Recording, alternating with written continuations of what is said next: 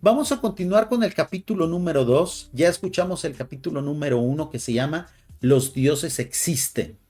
Este es un super libro de Salvador Freixedo que bien vale la pena disfrutar, analizar y por supuesto adquirir de manera legal, donde pues en las librerías de prestigio de su país o bien a través de Amazon o Google Books a precios muy accesibles. El capítulo número 2 de este libro se llama Las escaleras cósmicas y vamos a empezar a leer, escuchar y obviamente analizar. Comenzamos, amigos. Capítulo 2. Las escaleras cósmicas. El cosmos es muchísimo más complejo de lo que a primera vista se nos muestra. Y aunque parezca una paradoja, muchos de los que se llaman a sí mismos científicos son los que menos se percatan de esta gran verdad. Estas son declaraciones sumamente atrevidas de Salvador Freixedo que siempre, amigos, recuerden, él está coqueteando y criticando al mismo tiempo a la ciencia oficial. Salvador Freixedo muchas veces se expresaba un tanto cuanto mal, no de la ciencia, sino de los científicos, de aquellos que hasta cierta forma han vendido su profesión, han vendido su quehacer, han vendido su convicción. Eso yo creo que no está lugar a dudas, ¿no? Lamentablemente la ciencia está postrada ante la industria, ante los gobiernos y ha perdido su convicción de buscadora de la verdad. Entonces, a eso se refiere Salvador Freixedo, que de repente hay cosas que la ciencia oficial pues no estudia en profundidad, no ofrece la explicación completa, pero que obviamente no por eso dejan de existir. Existen, sabemos que el cosmos es mucho más allá de lo que nuestros telescopios, en aquel entonces, años 80, cuando fue escrito este libro, pues solamente existían los telescopios convencionales. Pero ahora que tenemos telescopios en órbita, tenemos, me refiero a la humanidad, ahora que como humanidad tenemos telescopios en órbita, tenemos radioscopios, tenemos espectroscopios, pues nos estamos dando cuenta como humanidad de que el universo es muchísimo más grande de lo que habíamos pensado o imaginado. Pues tienen la mente demasiado tecnificada y creen que solo lo que ellos pueden comprobar con sus aparatos o con sus cálculos es lo que es real o posible. Exactamente, Pero amigos. no es así. Del cosmos apenas si conocemos una infinitésima parte, debido fundamentalmente a que el instrumento con el que contamos para conocerlo, nuestro cerebro, a pesar de ser un formidable instrumento en relación con su tamaño, es, en fin de cuentas, muy limitado, sobre todo comparado con la vastedad y la complejidad del cosmos. Fíjense bien, amigos, ¿quién diría que algunas décadas después, Salvador Freixedo, no sé si de repente él realizó alguna reflexión al respecto o de repente llegó a entender que en algún futuro, que estamos en este momento en los albores de eso, existiría algo que ayudaría a la mente del ser humano, a la capacidad del ser humano de analizar gran cantidad de información y sobre todo de procesar esa gran cantidad de información? Estoy hablando precisamente de la computación y en la actualidad que estamos en los albores de la inteligencia artificial, creo yo que vamos a tener ya como humanidad ese potencial. Por eso creo yo que este es el momento en el cual nosotros tenemos que exigirle, no pedirles de favor, exigirle a los científicos, a los académicos, a los estudiosos, que volteen ya definitivamente a analizar y sobre todo a descubrir qué hay detrás de estos temas, de los temas del fenómeno ovni, de los temas de la posibilidad de la vida extraterrestre, de los temas de una posible conspiración en contra de la humanidad. Porque ahora sí tenemos algo que puede complementar la capacidad limitada de la mente humana, que es la informática y la inteligencia artificial derivada de esa capacidad informática. Estamos en los albores de una nueva era y creo yo que es momento de exigirle a los científicos y a la academia que ya le pongan explicación a esto, que se dejen de tonterías de crear armas, que se dejen de tonterías de inventar cosméticos, que se dejen de tonterías de descubrir nuevas formas para exterminarnos, para hacernos daño, para contaminar.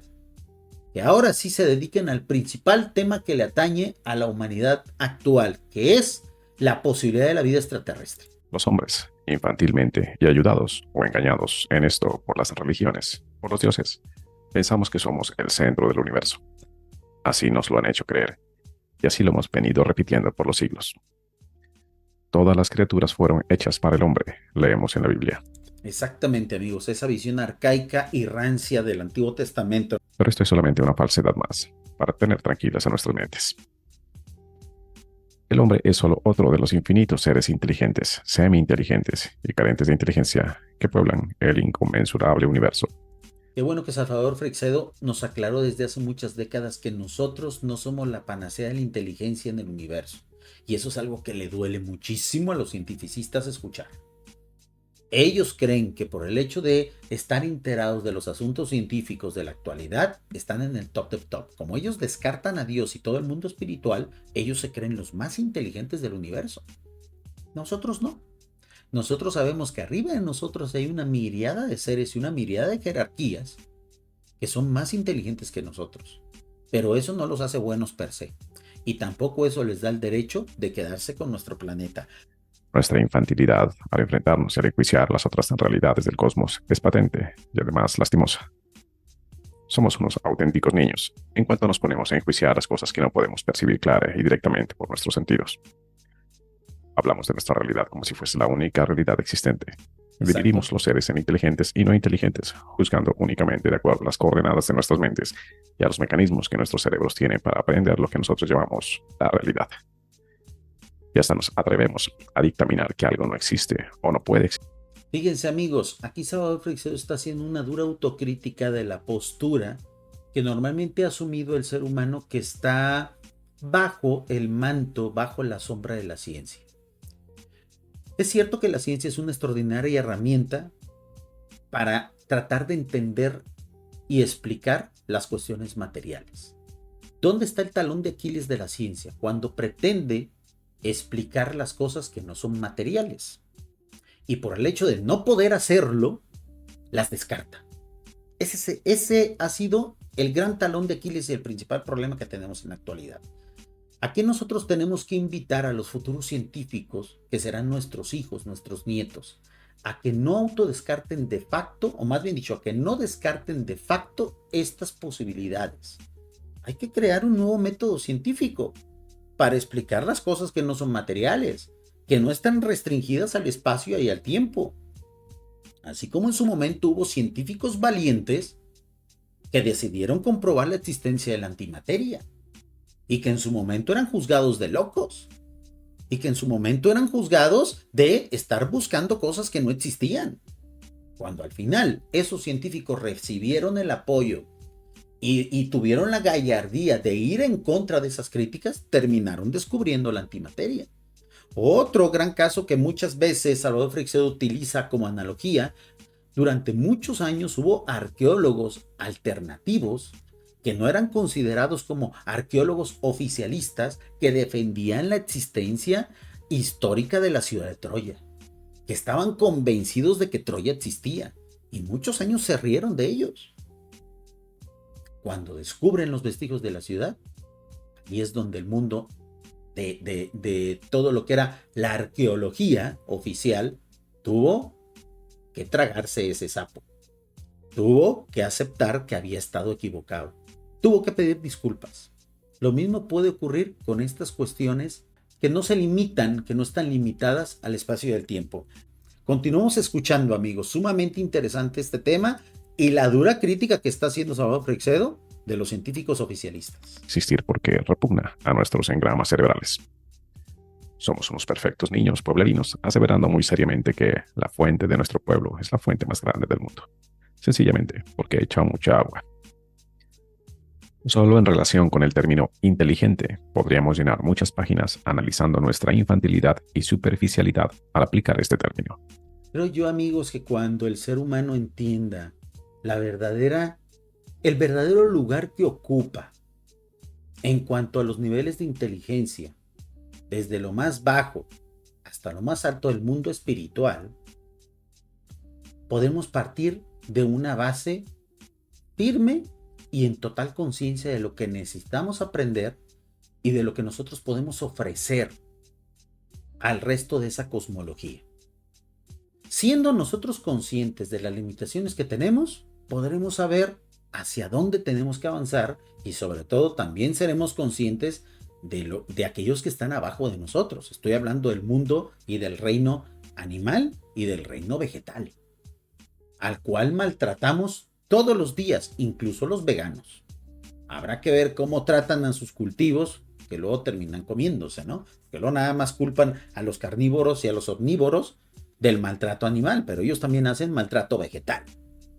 Entonces, siendo nosotros conscientes del lugar que ocupamos en el cosmos, a partir de eso podremos nosotros saber qué nos falta, qué sigue hacia arriba. Decimos que los animales no son inteligentes y sin embargo, debido a procesos cerebrales, muchos de ellos son capaces de hacer cosas que los hombres no somos capaces de hacer. Exacto. No solo eso, sino que existen muchas colonias de animales que, debido siempre a procesos cerebrales, logran unirse, organizar su trabajo y vivir mucho más armónica y civilizadamente de lo que hacemos. Si nosotros estamos exigiendo a los dioses, entre comillas y con minúsculas, que nos respeten, nosotros por ende debemos de respetar a aquellos que están abajo de nosotros, al mundo animal y al mundo vegetal. No podemos exigir respeto cuando nosotros no damos respeto. Y no estoy hablando de dejar de comer animales ni dejar de comer vegetales, amigos, porque nos morimos de hambre, ¿no? Pero sí tratar con respeto. A lo mejor al final, ese sería un buen resultado de esta batalla. Ese sería un buen resultado de esto que proponemos como humanidad ganar. Por no lo podemos exigir a estos dioses que se vayan de nuestro mundo, pero al menos que sí nos respeten. ¿Cómo? Dando la cara. ¿Cómo? Presentándose. ¿Cómo? Aclarando a qué vienen. Y a lo mejor ellos nos dicen, oye, es que yo no puedo dejar de estar aquí con ustedes porque me muero de hambre. Yo también tengo derecho de existir, ok, pero respétame. No me hagas sufrir, no me trates mal, dime qué ocupas y podemos convivir. A lo mejor ese será un buen final de todo esto que está ocurriendo. Estamos escuchando unos fragmentos del audiolibro de Defendámonos de los Dioses. Vamos en el capítulo número 2. Nos faltan muchos jueves de Monster TV para estar disfrutando de esta gran obra. ¿Quieren escuchar todo el audiolibro completo, sin mis interrupciones e incluso sin anuncios? Porque estos audiolibros en YouTube tienen como 35 anuncios. Muy sencillo. Suscríbanse al canal de Comando Salvador Freixedo y yo en la pestaña de comunidad les voy a estar pasando semanalmente un link con estos capítulos sin interrupciones y sin anuncios para que disfrute de todos ustedes. Pero obviamente mi invitación es que vayan y compren el libro. No hay nada mejor que leer a Salvador Freixedo, amigos. Tenemos los hombres. Y no es que los hombres pensemos que esta manera gregaria de vivir ya ha sido superada por nosotros. La verdad es que los hombres quisiéramos poder lograr el orden y la armonía que las termitas tienen en sus colonias. Exacto. Pero no somos capaces de lograrlo.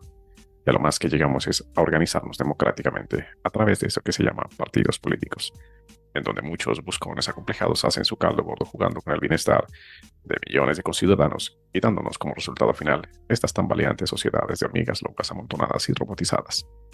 Lamentablemente, amigos, o afortunadamente, pues nosotros no podemos compararnos con seres tan básicos, por ejemplo, las termitas, las hormigas. Podemos aprender de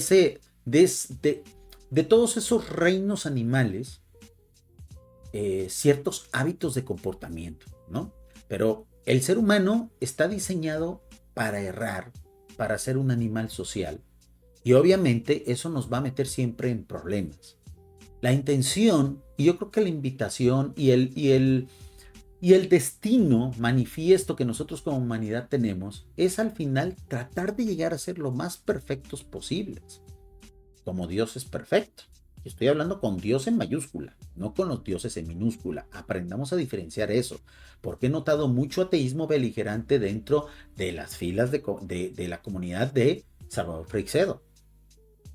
Entonces no se trata de ser ateos, se trata de saber distinguir quiénes son los verdaderos dioses que existen y quiénes son los dioses, entre comillas, usurpadores, que son los verdaderos enemigos de la humanidad, no los dioses reales que son espirituales 100%. Entonces nosotros a lo mejor como humanidad, amigos, nunca llegaremos a la perfección social, pero sí a lo mejor alcanzaremos ciertas dotes de perfección individual. Yo creo que al final ese es el verdadero objetivo de la vida en estos mundos, tratar de llegar a ser perfectos, así como el verdadero Dios creador de todas las cosas es perfecto. Y no digamos nada de los regímenes totalitarios, fruto de la mente primitiva de algún militar o de la paranoia comunista. Al entrar a enjuiciar el cosmos, tenemos que ser mucho más prudentes de lo que somos al juzgar las cosas que nos rodean, de las que más o menos tenemos datos precisos y muchísimo más inmediatos de lo que tenemos acerca de las enormes realidades del universo. Los hombres, en cuanto dejamos de ver, de oír y de palpar, entramos ya en el mundo de sombra del que nos habla Platón en sus diálogos. Y ni siquiera podemos estar muy seguros de los datos que los sentidos nos proporcionan, ni de la manera como estos son computados por nuestro cerebro. Nuestra Exactamente. inteligencia abstracta tiene que corregir en muchísimas ocasiones a nuestras sensaciones, aunque en la práctica sigamos comportándonos como si éstas fuesen verdaderas. Fíjense, a esto se le llama, y no sé si esos conceptos ya los tenía claro en aquel entonces la ciencia oficial de los años 80. Creo que eran incipientes, creo que ya se empezaban a hacer las primeras indagaciones al respecto. Se está refiriendo Salvador Freixedo a un concepto que cada vez más está sirviendo para explicar las cosas extraordinarias que ocurren, que se llama el principio de incertidumbre, el cual más o menos es un concepto de la física, sobre todo que ha sido potenciada con la física cuántica, que dice que el ser humano o el observador, pues hablamos de ser humano porque es el único observador al cual nosotros podemos certificar que conocemos, ¿no? A lo mejor también ocurre con el mundo animal o incluso a lo mejor hasta en el mundo vegetal. El principio de certidumbre dice más o menos así, que el observador puede llegar a modificar la realidad de aquello que observa, o más bien dicho, que de repente, por la perspectiva que tiene el observador, puede llegar a entender o a identificar la realidad, pues desde el punto de vista donde está. Que dos personas no pueden percatar exactamente igual la misma realidad, por lo tanto la realidad es verdadera para ambos puntos de vista. Esto es una cuestión más de física que de filosofía, pero que al fin y al cabo nos puede ayudar a explicar el por qué la percepción también es válida. Y fíjense, ¿cómo puede de repente este tipo de conceptos atrevidos, innovadores, que apenas empiezan a ser utilizados para estudiar ciertas cosas extrañas que ocurren en la realidad, en los mundos del tiempo y del espacio, cómo estos conceptos, mientras estén avalados por la ciencia y mientras los científicos se metan en estos asuntos, pues pueden ser ciencia de vanguardia que les sirva a la explicación de lo paranormal, de lo increíble, de lo intangible. Por eso insisto, estos temas tienen que ser llevados a la academia. Y la academia debe dejar de tener miedo de meterse en estos asuntos. Porque es cierto, estos asuntos no reditúan en dinero. Estos asuntos ni a las empresas ni a los gobiernos les interesan y por eso no financian estas investigaciones. A lo mejor, amigos, nosotros como comunidad, cuando seamos cientos de miles o a lo mejor millones de personas que tengamos esa idea, tendremos que terminar financiando esas investigaciones.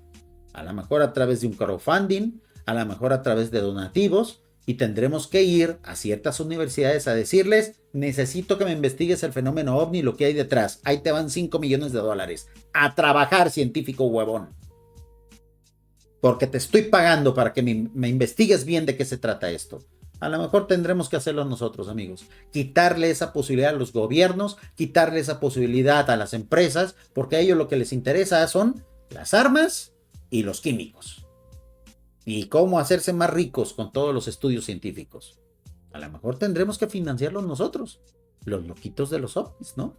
Es algo que de hace mucho tiempo yo he estado reflexionando y digo, a lo mejor tendremos que ahorrar para tener que pagar esos estudios que estamos exigiendo. Cuando pasamos las yemas de los dedos, por ejemplo, por un cristal o por una mesa de mármol, nuestros sentidos nos dicen que aquella es una superficie completamente tersa. Y sin embargo, nuestra inteligencia sabe perfectamente que aquella superficie, analizada al microscopio, de ninguna manera es tersa, sino que es más bien como una esponja en la que abundan muchísimo más los huecos que los espacios macizos. Y no digamos nada si la contemplamos con ojos electrónicos, porque entonces cambia todo el panorama y todo se convierte en huecos hasta caer en las cimas o vacíos intraatómicos en los que desaparece totalmente lo que llamábamos materia sólida. Exactamente, amigos. La percepción del observador es lo que define a la realidad o es la forma de interpretar la realidad. Por eso es muy soberbio cuando el ser humano dice, yo no puedo creer en lo que no puedo ver. Es una afirmación tan soberbia y que denota tanta ignorancia que debería de darle vergüenza a aquellas personas que usan eso como argumento de su no fe o de su fe, porque también pasa, ¿no? Hay muchos que dicen, es que yo creo en los santos porque solamente me gusta creer en aquello que yo veo. Y como los santos están ahí hechos de yeso y les rezo y los beso, por eso creo en ellos. Hay mucho argumento así, sobre todo en los cultos de la Santa Muerte. Muchos es ese argumento, es que a mí me gusta creer en eso porque al menos veo el esqueleto ahí ese, ¿no? Entonces, hay que ser ambiciosos también en esto de la fe. Hay que ser capaces de imaginar grandes cosas. Hay que ser dignos y sobre todo ambiciosos a la hora de creer. Las grandes realidades del universo y las leyes que las rigen escapan en gran manera a la comprensión de nuestro cerebro. Por más que a veces algunas de estas realidades las tengamos constantemente a la vista y hasta sepamos utilizarlas en nuestras vidas diarias, pero desconocemos casi completamente su esencia. Exactamente, y el mejor ejemplo de eso, amigos, y ya con esto terminamos el directo, es precisamente el uso diario y cotidiano que la humanidad da al espectro radioeléctrico.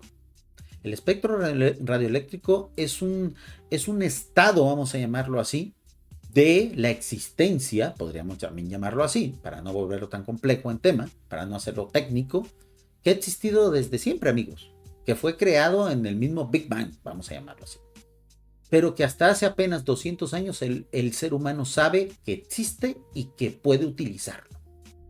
No quiere decir que antes de que el ser humano descubriera el espectro radioeléctrico, este no existiera. Este ha existido desde siempre, pero no sabíamos que primero existía y segundo que podíamos utilizarlo para comunicarnos a distancia.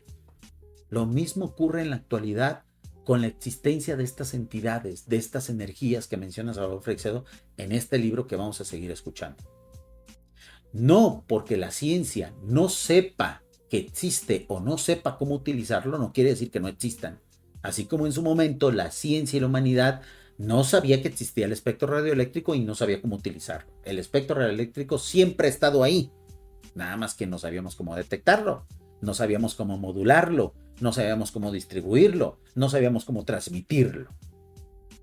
Por eso aquellos que dicen que no pueden creer en algo que no ven, evidencian su total ignorancia.